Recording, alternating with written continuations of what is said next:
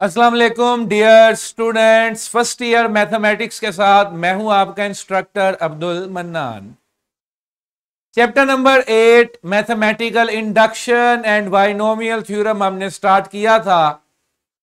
इसमें last SLO जो हम सीरीज कर रहे थे that was applications of binomial theorem, जिसमें स्पेसिफिक रिमाइंडर क्या बचता है लार्जर एक्सपोनेंट्स का। लार्जर एक्सपोनेंट्स में लास्ट 2 या 3 डिजिट्स क्या है, कौन सा ग्रेटर है कौन सा स्मॉलर है, या ये इससे डिविजिबल है या नहीं है, ये सारी चीजें हम देख चुके हैं। अब इस चैप्टर में लास्ट इंपॉर्टेंट कंसेप्ट है, that concept is covered in the section 7.5। Basically ये लास्ट में है, लेकिन it is the derivation from the SLOs of binomial theorem. तो जहां पर हम बाइनोमियल थ्योरम सीखते हैं वहीं पर हमें बाइनोमियल सीरीज भी सीखना जरूरी है। सेक्शन 7.5 में ये हमें मिलेगा बाइनोमियल सीरीज। इससे पहले सीरीज का कंसेप्ट हम chapter number 3 sequence and series में अच्छे तरीके से समझ चुके। अगर एक सीक्वेंस में कोमास को प्लस से रिप्लेस कर दिया जाए तो वो एक सीरीज की शक्ल इख्तियार कर लेती है, यानी कि सीक्वेंस में हर टर्म इंडिविजुअल होती है, जबकि सीरीज में सारी टर्म्स ऐड होके एक सिंगल आइटम बना रही होती हैं, एक सिंगल एक्सप्रेशन जनरेट कर रही होती हैं, या नंबर्स केस में। ठीक है जी, गॉट इट। ठीक है, इसमें क्वेश्चंस की वैरायटी बहुत ज्यादा है। आज हम इसका इंट्रो करेंगे और 2 टाइप्स को कवर करेंगे, थोड़ी सी डेरिवेशन भी करेंगे। लें जी, simplest possible self explanatory definition, screen please. Binomial series is a way to expand expression of the forms 1 plus x raised to power n। Binomial theorem में हम क्या एक्सपेंड करते थे? Expressions of the type a plus B raise to power n। इत्तेफाक से कोई एक term 1 आ जाए तो आ जाए, लेकिन इसमें 1 प्लस एक्स एन को एक्सपेंड किया जा रहा है। लेकिन अगली जरा चीज देखें, specially when power is fraction, negative number और any real number. Binomial theorem की सबसे बड़ी लिमिटेशन ही थी कि वो इन पावर्स को एक्सपेंड नहीं कर सकता था। जब भी बाइनोमियल थ्योरम लगाना था तो आपने इसकी जब इंडक्शन से उसको वेरीफाई किया बाइनोमियल थ्योरम को, तो हमने ये देखा कि binomial theorem only holds for natural numbers, यानी कि नॉन नेगेटिव इंटीजर्स 1 से ऑनवर्ड्स। ना 1 से छोटी पावर पे वो चल सकता था, ना नेगेटिव पावर पे, ना फ्रैक्शनल पावर्स पे वो चल सकता था। अब बाइनोमियल सीरीज को हमने इस तरह से एक्सप्रेस किया, इस तरह से इसको बनाया हुआ है कि ये नेगेटिव पावर पे भी खोल लेगा फार्मूले को, पॉजिटिव पावर पे भी, बटे वाली पावर पे भी। Got it?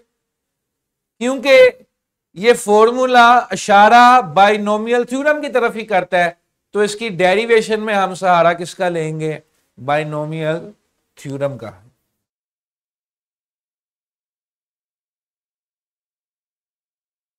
मेरे पास था 1 plus X raise to power n। अब तो आप सबको एक्सपेंशन बड़ी अच्छे से याद होगी, nc0 1, nx0, nc1 1, n-1। अगर आप थोड़ा सा हम टाइम सेव कर लें, कैसे? हम 1 को नहीं लिखते, हम सिर्फ x की पावर को लिखते हैं।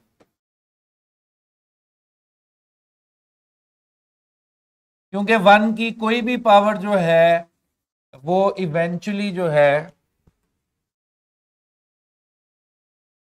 नीचे वाली टर्म की पावर क्या होनी चाहिए थी?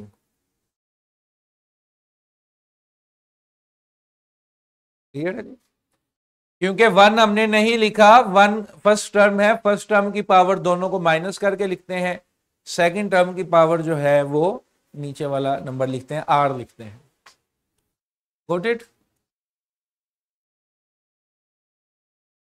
NC01 होता है, NC1 अगर आप खोलेंगे वो n आएगा, x की पावर 1x आएगा। NC2 अगर खोलेंगे तो n into n minus 1 2 factorial x square आएगा। NC3 अगर आप एक्सपेंड करेंगे तो n minus 1 n minus 2 divided by 3 factorial x cube up to so on. NCN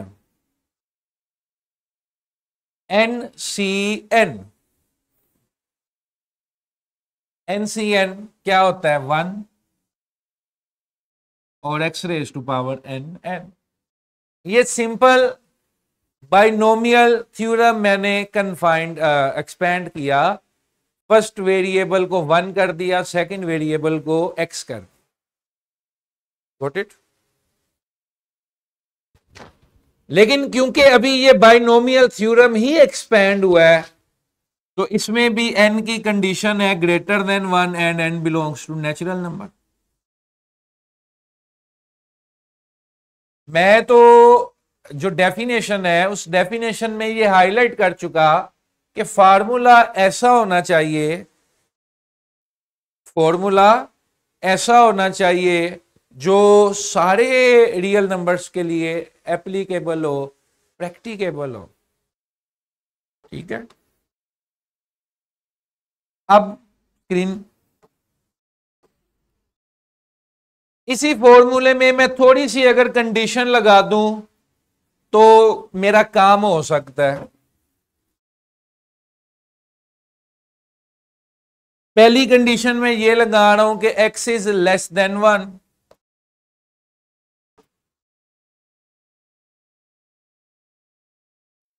x is less than 1 का मतलब क्या है कि 1 से छोटा है। क्लियर है? अब इसमें कुछ भी हो सकता है, पॉजिटिव भी हो सकता है, नेगेटिव भी हो सकता है। Got it? दूसरी मैं कंडीशन ये लगा देता हूं कि x belongs between the interval of -1 and +1। -1 और +1 के दरमियान ये होल्ड करता है। क्लियर है? ठीक है, यानी कि -1 और 1 के दरमियान 0 से -1 के ऊपर ऊपर और 0 से 1 से नीचे नीचे। क्लियर? इफ यू रिमेंबर, हमने चैप्टर नंबर 3 में दो कंसेप्ट पढ़े थे, convergent and divergent series. Convergent and divergent series. Convergent series हमने कहा था ऐसी सीरीज जिसका सम जो है वो कन्फाइंड हो, लिमिटेड हो, और डाइवर्जेंट सीरीज ऐसी है कि जिसका सम जो है वो अप टू इंफिनिटी जाए। Got it? अब अगर मैं x को 1 से छोटा कंसीडर कर रहा हूं, स्क्रीन प्लीज, x को 1 से छोटा कंसीडर कर रहा हूं तो जैसे जैसे मैं x की पावर्स लेता जा रहा हूं, x की पावर बढ़ रही है, जैसे जैसे मैं x की पावर लेता जा रहा हूं कीपिंग n इन माइंड, वैसे वैसे जो है ये टर्म्स छोटी हो रही हैं और सम जो है वो कन्फाइंड हो रहा है। डाइवर्जेंट तो तब होगा अगर x की वैल्यू बढ़ती जा रही है आफ्टर एवरी पासिंग टर्म। पहले 10 थी, फिर 1 लाख होगी, फिर 2 लाख होगी, जिस तरह आप, हमने कल भी पावर्स एक्सपेंड की, 170 की पावर 128, 127, 126 पावर, ये पावर्स हमने कल भी एक्सपेंड की। लेकिन ये पावर्स बढ़ रही हैं, ये बढ़ते बढ़ते बहुत बड़े बड़े नंबर चले जाएंगे। तो अगर यही सीरीज में आगे लेता जाऊं विद x ग्रेटर देन 1 तो ये डाइवर्जेंट हो जाएगी। आपने इसको देख लिया कि वो नंबर्स बढ़ते जाएंगे। ठीक है जी, mod of x, not plus minus नहीं, मोड ऑफ एक्स, यहां पे भी मोड ऑफ एक्स। तो जब आप इसे कन्वर्जेंट अंडरस्टैंड करते हैं तो ये फॉर्मूला जो है ये वैलिड हो जाता है, ये एक्सेप्ट हो जाता है।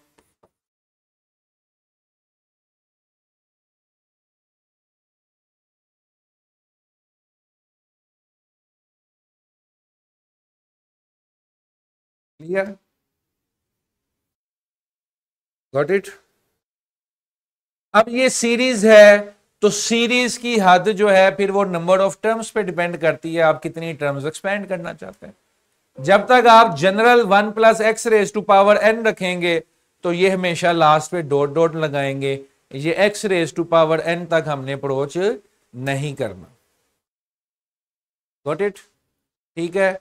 ये लास्ट पे जो मेरे पास फॉर्मूला आया है, ये फॉर्मूला सिंपल मेरे पास बाइनोमियल सीरीज का है, जिसमें चंद लॉजिकल अंडरस्टैंडिंग के साथ आप इस फार्मूले को तमाम रियल नंबर्स और इन तमाम पावर्स के लिए होल्ड कर सकते हैं। क्लियर, ठीक है। वजह क्या है, जब आप इसको एक्सपेंड करके देखते हैं तो इसमें आपके कम्बिनेट्रिक्स नहीं है, सी नहीं है, जो फैक्टोरियल्स होते हैं वो नेगेटिव नंबर्स पे नहीं चलते, अगर एन नेगेटिव हो जाता, पावर नेगेटिव हो जाती तो ये कम्बिनेट्रिक्स नहीं ले सकते थे। अब जब ये नंबर है इस फॉर्मेट में, इसको डिस्कस करो, ऑब्जर्व करो, तो ये बाइनोमियल सीरीज है। Got it Luqman. चलें जी आगे चलते हैं। Find the first four terms in the expansion of this and that. Clear. अब फर्स्ट फोर टर्म्स आपने एक्सपेंड करनी है। अब मैं आपके सामने ये वाला क्वेश्चन सोल्व करूंगा। क्वेश्चन है 18 plus 27x raise to power 3। जो कंडीशन आप अप्लाई करते हो सीरीज को कन्वर्जेंट रखने के लिए, वो कंडीशन ही यही है कि x shell always be less than 1। अब यहां पे 28x है, हम कुछ ऐसा कर सकते हैं कि ये छोटा हो जाए थोड़ा सा। अगर मैं ऐसे करूं बेटा कि पहली टर्म 1 चाहिए मुझे और दूसरी टर्म लेस देन x चाहिए। क्लियर है। अब लेस देन x तो इस तरह से मुमकिन नहीं होगी, यानी कि अगर मैं ये करता हूं तो ये मुझे पता नहीं है कि ये लेस देन एक्स है कि नहीं है, लेकिन मैं इसे अंडरस्टूड करूंगा ये लेस देन एक्स है, क्योंकि 27/18 जो है ये 1 से बड़ा नंबर है basically. 18 raise to power 3/2, 1 plus 3/2 X raise to power 3/2। तो पहली टर्म 1 होनी चाहिए, और फिर अगर वेरिएबल्स की शक्ल में बात कर रहे हैं तो अंडरस्टूड होगा कि दूसरी टर्म जो आप यूज कर रहे हैं that is less than 1। Clear है। 18 को मैंने लिख लिया 9 रेज टू पावर 2, और इधर अब मैं एक्सपेंशन करूंगा, कितनी टर्म्स मुझे कहा है खोलने को, 9 का क्यूब 27 आ गया। मुझे कहा गया है 4 टर्म्स आपने एक्सपेंड करनी है। 1 plus N X N into N minus 1 over 2 factorial X square N into N minus 1 N minus 2 over 3 factorial X cube. तो पहली टर्म 1, दूसरी टर्म एन एक्स यानी कि 3/2 इंटू 3/2 एक्स, तीसरी term N into N minus 1 2 factorial X square यानी कि 3/2 minus 1 divided by 2 का factorial 2 होता है। एक्स की जगह आ गया 3x/2 का स्क्वेयर। चौथी टर्म क्या होगी 3/2 minus 1 3/2 minus 2 x cube divided by 3 factorial.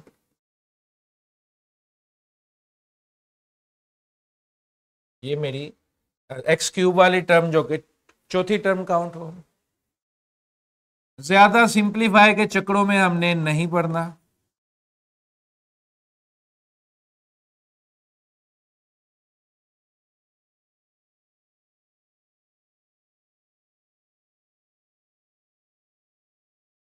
बटे वाला 2 इस तरह से लिख लिया मैंने।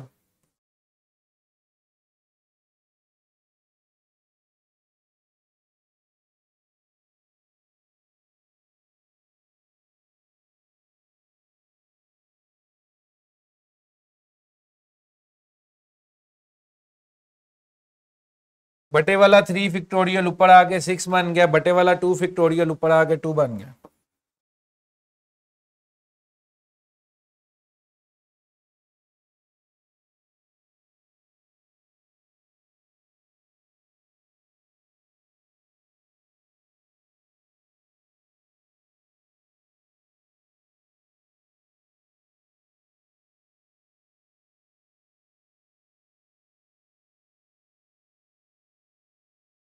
दो दो चार, चार तीन 12, 12 और 8, 12 और 8 96, और 96 3 भी बल्कि 3,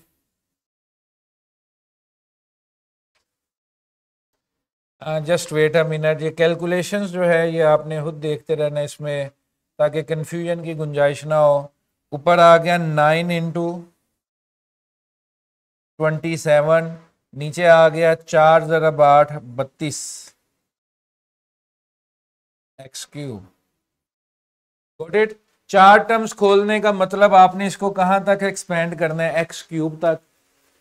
अब ये जो कैलकुलेशंस है बेटा, इन कैलकुलेशंस में ये बटे वाली कैलकुलेशन डायरेक्ट कैलकुलेटर पे कर लो, ताकि छोटी छोटी चीजों से हम कंफ्यूज ना हो और हमारा टाइम भी सेव हो। ठीक है, तो बस इस चीज का ख्याल रखना है, अगर आपने बाइनोमियल सीरीज एक्सपेंड करनी है तो उसका रूल, उसका कुलिया ये है कि very first term should be 1। पहली टर्म 1 होनी चाहिए, दूसरी 1 से लेस होनी चाहिए। वेरिएबल्स के केस में हम अंडरस्टूड करेंगे कि वो लेस देन 1 है। नेक्स्ट क्वेश्चन है हमारे पास, find under root 29 correct to 3 decimal places. Find under root 29 correct to 3 decimal places. Under root 29 यानी कि 29 raise to power 1/2। Got it. ठीक है जी, इसको ऐसे लिख लूं 25 जमा 4 रेज टू पावर 1/2। अगर मैंने इसे एक्सपेंड करना है तो फर्स्ट टर्म 1 होनी चाहिए, 25 कॉमन लिया,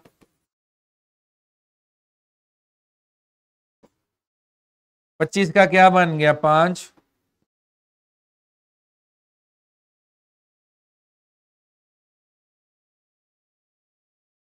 गॉट इट।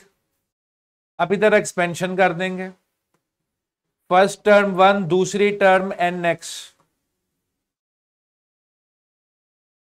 तीसरी टर्म 1/2, 1/2 -1, नीचे आ गया 2 फैक्टोरियल, एक्स की जगह आ गया 4/25 का square. Correct up to 3 decimal places है, तो मुझे बस इतनी टर्म लेने की जरूरत है, थर्ड टर्म ले लूं, स्क्वायर वाली टर्म इंक्लूड कर लूं, इतना बहुत है।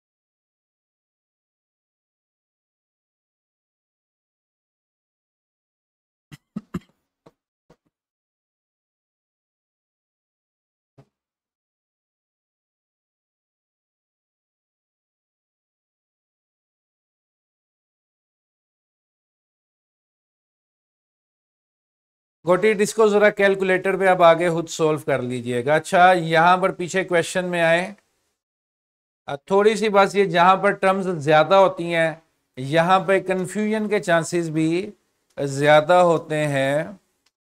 ये जो मल्टीप्लाई में 2 लिखा था, ये मल्टीप्लाई में नहीं आना, ये 1/2 में आना है। तो ये हो गया 16 इसी तरह जो 6 ऊपर लिखा था,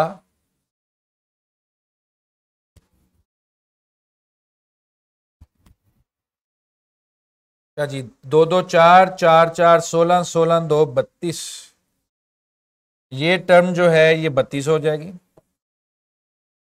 इसी तरह यहां पर मल्टीप्लाई बाय 1/6, तो ये 1, ये 2, 2 2 2 8, 8 2 16, 16 और 8 कितने होते हैं? 16 और 8 128। तो ये जो 32 था, ये बन गया 128। ऊपर मेरे पास बचा 27 एक्स क्यूब। तो अगेन स्टूडेंट्स एक दफा मजीद सुन लें, जब भी इस तरह की फ्रैक्शंस आए तो कैलकुलेशंस को एक दफा रिव्यू कर लिया करें।